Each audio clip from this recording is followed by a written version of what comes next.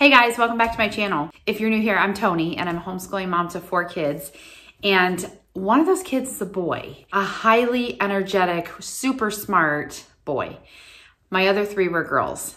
It's a totally different learning curve when you are homeschooling, the opposite of what you've done. So you may be a mom who has done all boys and all of a sudden you're doing a girl, or the other way around.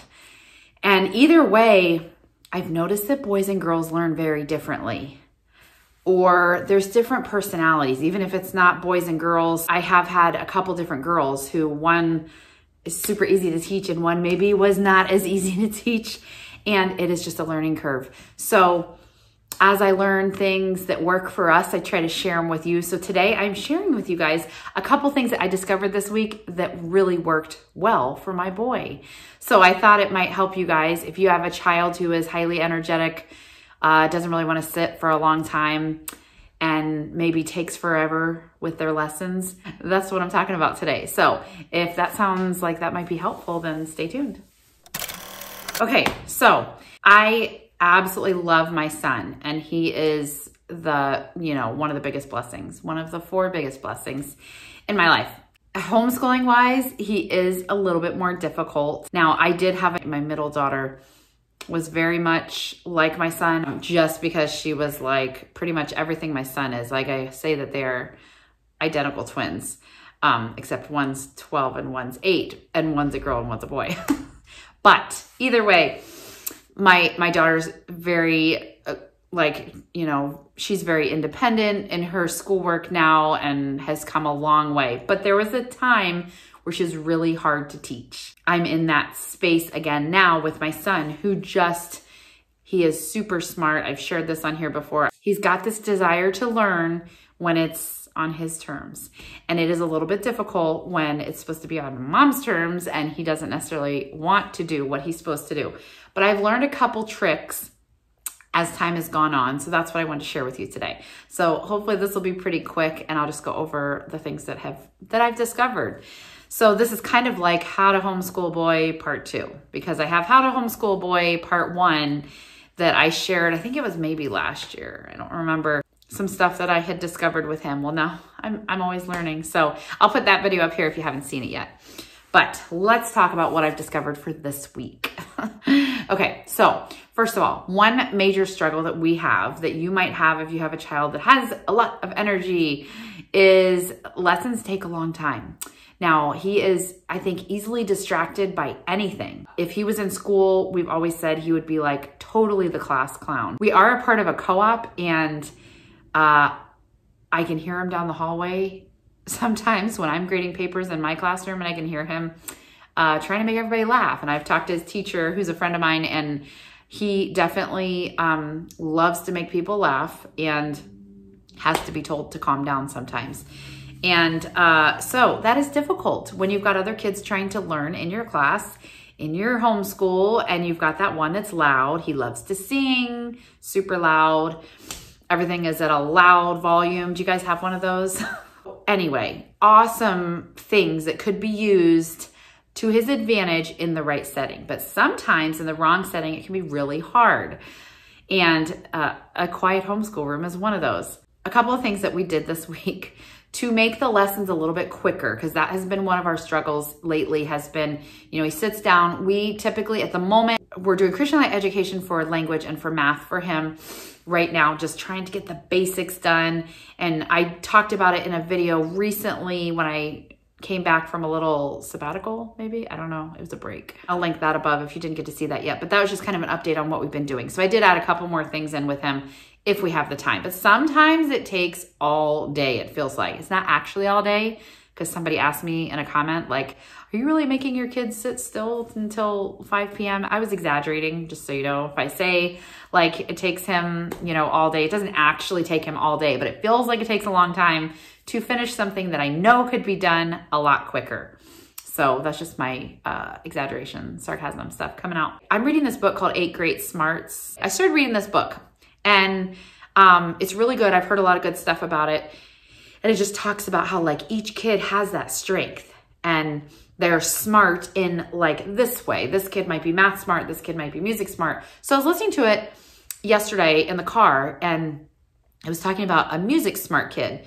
And one of the things she suggested was some of those kids that are music smart might need, like if you put on music, classical music in the background, it might help them learn to, or just be better at learning and be able to do their work a little bit more diligently because they've got that music going and it like is doing something in their brain to help them learn faster. And here is where the light bulb went off. Ding! I tried this a long time ago. Now remember, I've got 4 kids. So a lot of times I will try something with my oldest. Like I tried it, I feel like she was in like 1st grade, maybe 2nd grade, something like that. And I was like, let's try to put music on in the background. Cause like, I don't know, I just pictured all these like really smart kids having classical music on in the background. So why don't we try it? Well, for her, it was a huge distraction. And we had it on for a while and she's like, Mom, I can't focus. Like I think kept like tuning into the music.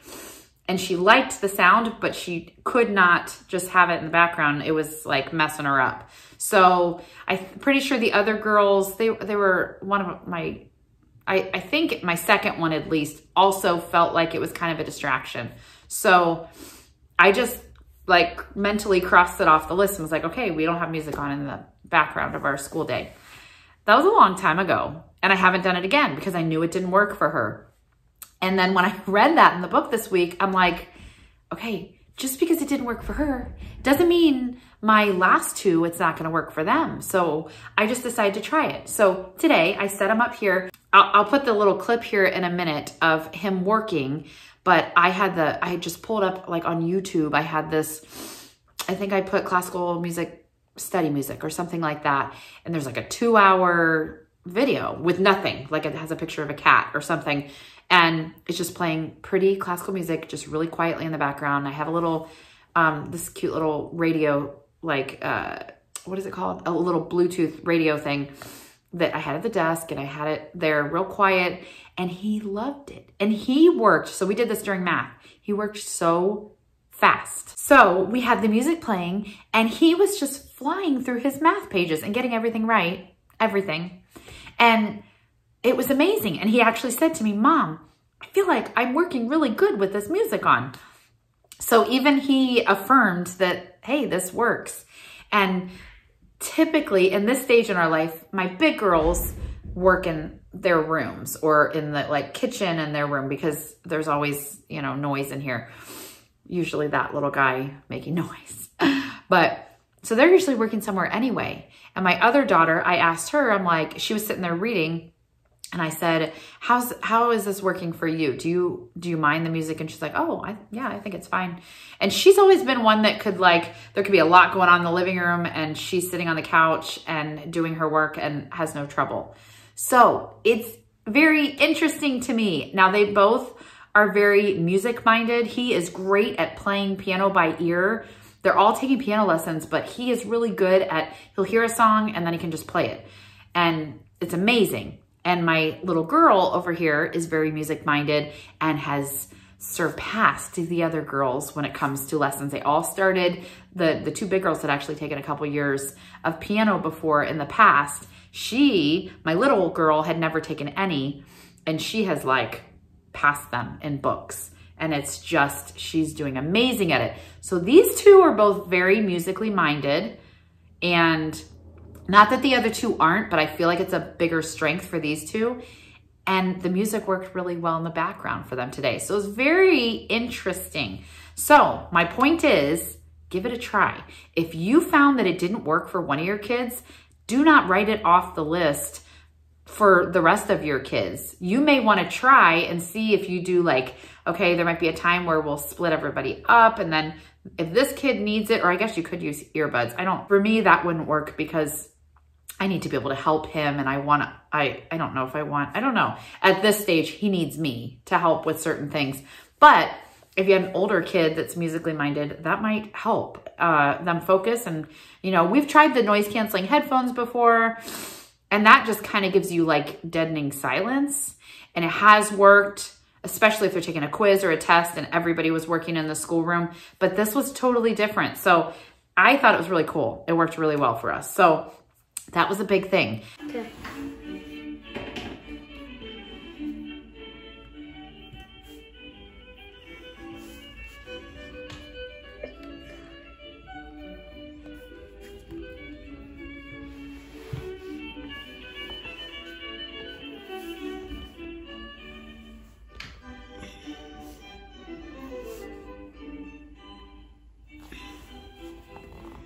I will let you guys know as, you know, the next few weeks go along, if this stays as something that we feel like would be a huge, you know, asset for our homeschool for him. But at least right off the bat, it seemed like a really cool thing. It seemed like it really worked, and I was so encouraged. It was very calm and relaxing, and I don't know, I enjoyed having it on also. 2 other things that I've been doing for him, and I don't think I've mentioned this before. One is I will show you on his chair here. Let me, right here, I'll put a picture of him in his chair. So we have this chair extender that I found at a thrift store for a couple bucks. And I'll link it in the description box though, if you want one. But if you have a child that is shorter, you know, a little kid, and he is not quite tall enough for the table, it might not seem like that big of a deal. Oh, they can sit on their knees, it's fine, whatever. Get one of these, because it really makes a difference. Because we actually, when I rearranged our schoolroom, I can't remember when I did it, sometime, I don't know. I'll put the video up here. It was months ago. We repainted our schoolroom and I rearranged it, and it's this bright green thing that goes on the bottom of the chair. Everything else was really pretty and white, and I took that thing off the chair. I know that sounds terrible, but I just wanted it to be pretty, so I took it off, and it was kind of an eyesore. And so he hasn't used it in a while. And then he pulled it out today and put it on his chair. And I was like, oh yeah, I kind of forgot we had that. And it was so much better. Now I feel bad, but it was so much better, because before it was kind of like, you know, he's sitting like this and he's at his desk and he's working, or he'd be like on his knees, but then he's more fidgety. And this way he can sit up straight. You know, the book teaches all the, you know, language books and stuff teach about posture and sitting right. And it really made a big difference. So with the music and his chair being heightened today, it was, I felt like he just was more comfortable.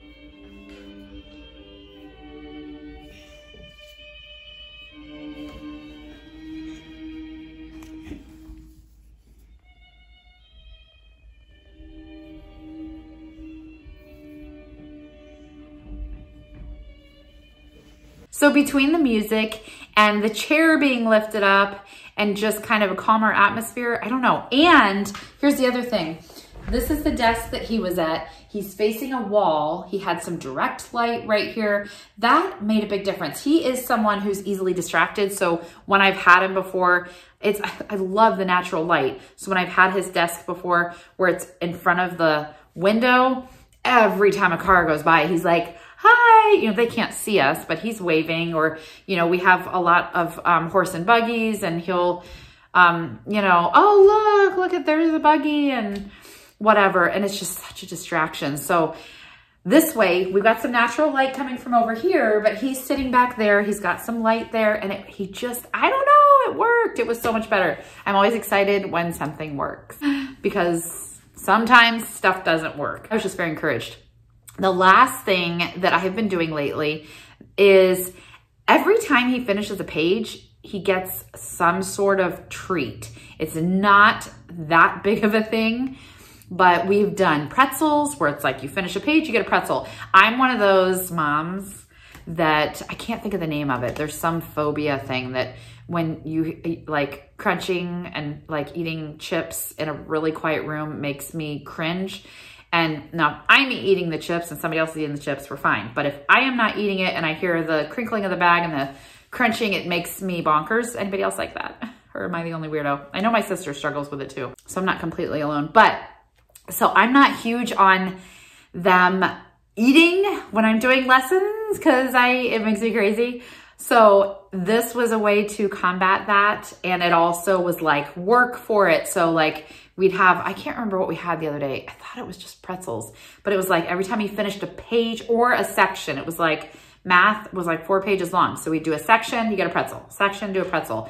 We've done like M&Ms or Skittles before, and you're just talking one after each big section or something like that. But if it helps him work, I'm all for it. And today, my girls didn't have basketball, and we wanted a soda. So I usually don't give him soda. Like he barely ever, maybe once a month, gets soda, just because I feel like he's hyper anyway. But I did let him get a soda today, but I was like, here's what's gonna happen. You can't have it until you're done with math. And then he was like, well, can I have a sip after each page? So I was like, okay, we can do that. So he had the soda sitting at the table. He would do a whole page and then he'd get one sip, and then I'd do another page and get one sip. So it's like, obviously that's not going to make him that hyper, having just a sip here and there, but it was something to look forward to.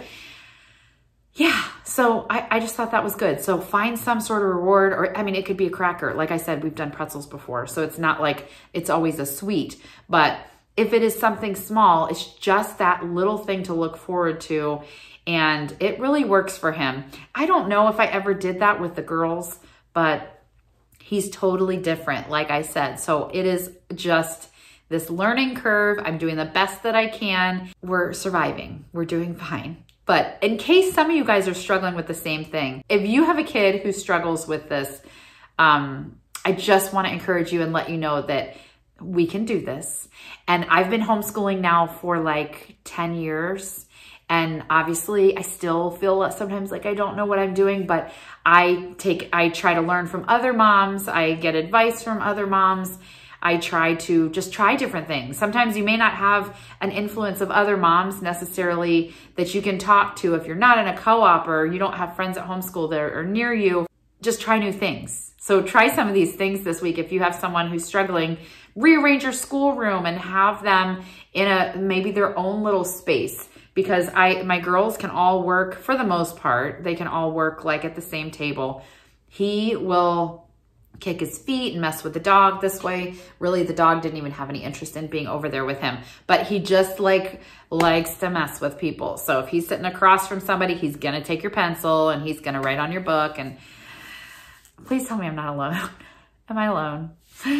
I know I'm not, because I have plenty of friends who have boys, and when I ask them questions, they just laugh and they're like, yeah, that's boys. But we're gonna get through it, and he's super smart and he's still a joy to homeschool.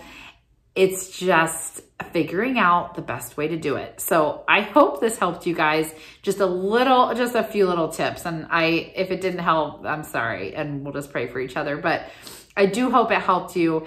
And just remember that all your kids are different. Like if you have 2 kids, they probably learn differently. If you have 8 kids, a lot of them learn differently. So it is trial and error. I hope this helped. If you guys like this video, please give me a thumbs up. And if you are not yet subscribed, hit that subscribe button, please. I'll be back next week. I always talk about either thrifting, homeschooling, or just mom life kind of stuff. Follow me over on Instagram if you are not. That's it. Thanks for being here. I will see you guys next time. Bye.